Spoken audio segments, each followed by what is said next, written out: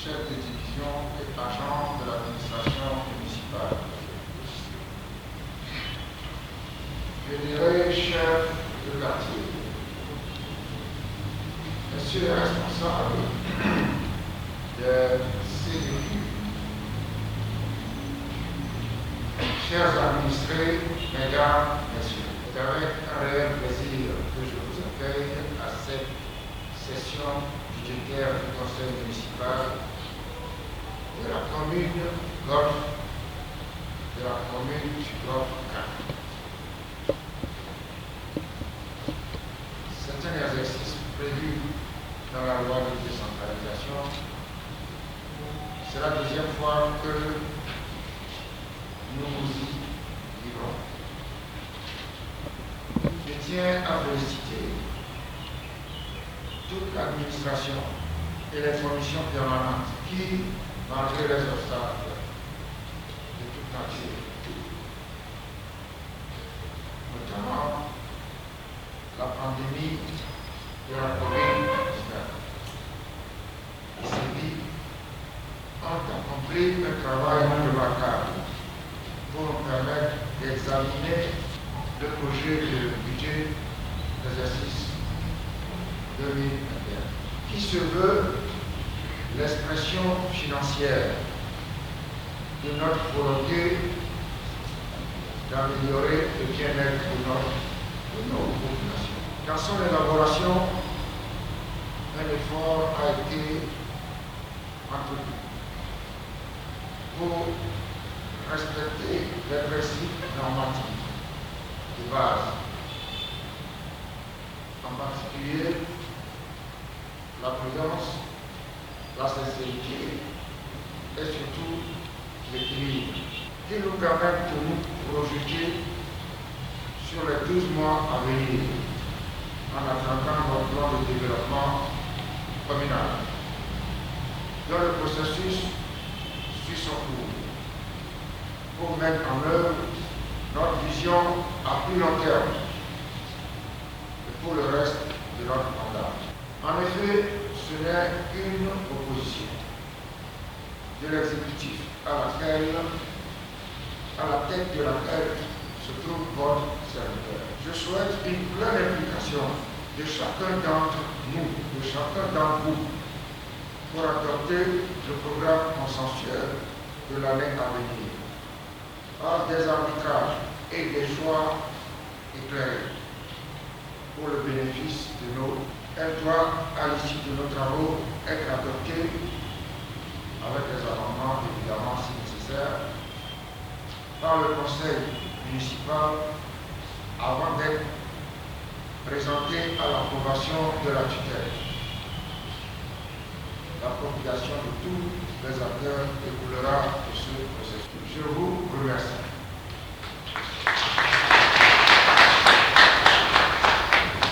Les CDQ ne sont pas des structures au-dessus des chefs de quartier. Ils ne sont pas des structures au-dessus des chefs de village. Encore moins au-dessus des maires. Ils participent au développement de leur cité. Ce faisant, doivent se référer toujours au décret qui les a mis en place avec les attributions qui leur sont données. Aujourd'hui, il y a des CDQ qui se lèvent et qui ils écrivent directement au chef de l'État, ils écrivent directement au ministre de la santé, de l'environnement, de l'administration territoriale. Non, ça ne devait pas se passer comme cela. Un CDQ qui est bien instruit de ses droits et devoirs dans une commune doit se référer en premier au chef de quartier, puis au chef canton, puis aux besoins, au maire des communes.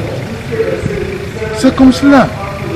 Si ils ont un besoin qu'ils expriment au niveau du maire de la mairie et que la mairie ne peut pas trancher, c'est à la mairie de tout faire pour remonter cette information ou bien cette cette insuffisance à ce que l'État puisse l'aider. Donc quand ça remonte au niveau du préfet, nous on va transmettre à qui de droit pour que ça puisse être effectif. On ne peut pas être citoyen voulant participer au développement d'un pays et se prévaloir par exemple des choses comme des CDQ qui s'en vont peut-être prendre des tickets dans les marchés, des CDQ qui s'en vont peut-être dire à des gens de quitter des lieux, des CDQ qui sapent même l'autorité des chefs.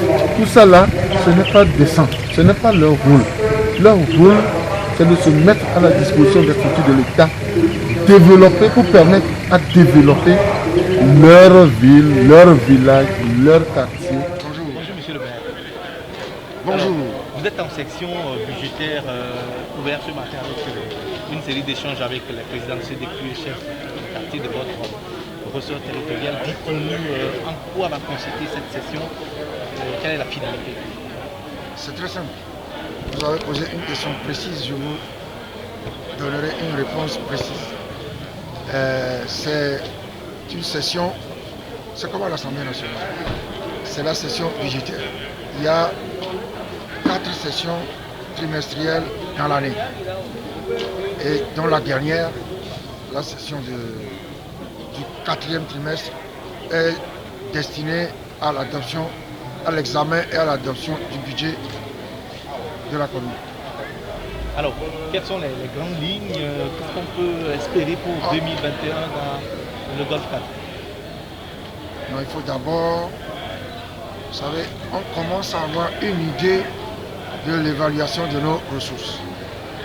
Même si on n'est pas très sûr parce qu'il nous faut encore travailler avec l'OTR, parce que l'OTR collecte quand même 90% de nos ressources. Vous savez, nous avons des ressources fiscales et des ressources non fiscales, des impôts et des taxes.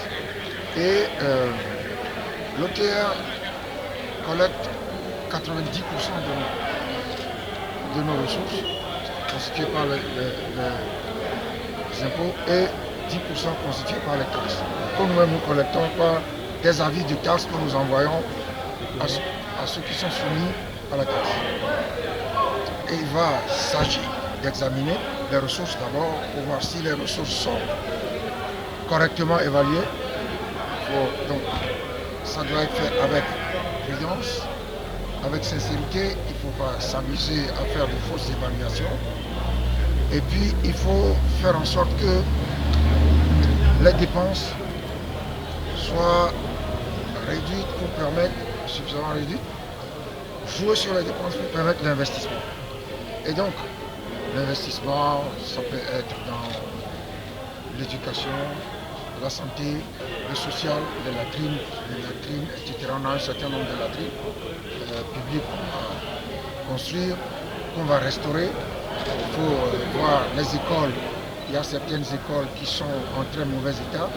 Il faut prévoir des lignes budgétaires pour leur réparation, etc. En somme, une panoplie d'activités pour 2021 dans votre commune.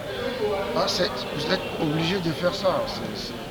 Vous savez, vous avez des lignes budgétaires très élevées comme les dépenses en éclairage, qui sont des centaines de millions. Les dépenses en balayage des rues, qui sont des centaines de millions. La collecte et l'évacuation des déchets, des ordures ménagères, des centaines de millions. Voilà les gros postes qui nous donnent des maux de tête. Vous avez jugé bon d'associer les CDQ à ceux qui le secrétaire général de la couverture le soulignait tantôt.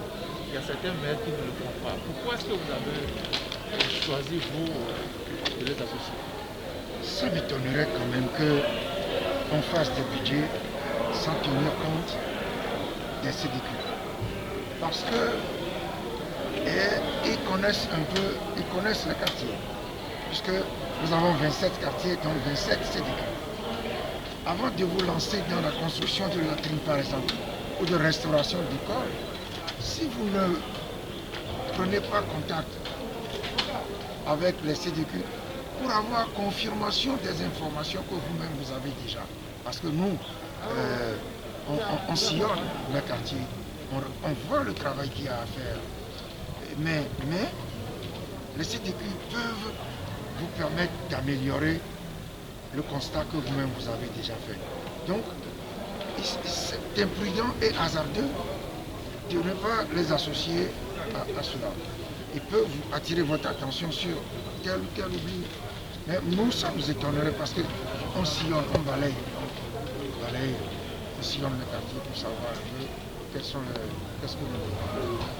Mais c'est indispensable. On ne peut pas faire une bonne évaluation des besoins des populations sans avoir confirmation de nos propres évaluations par les constats des CDQ.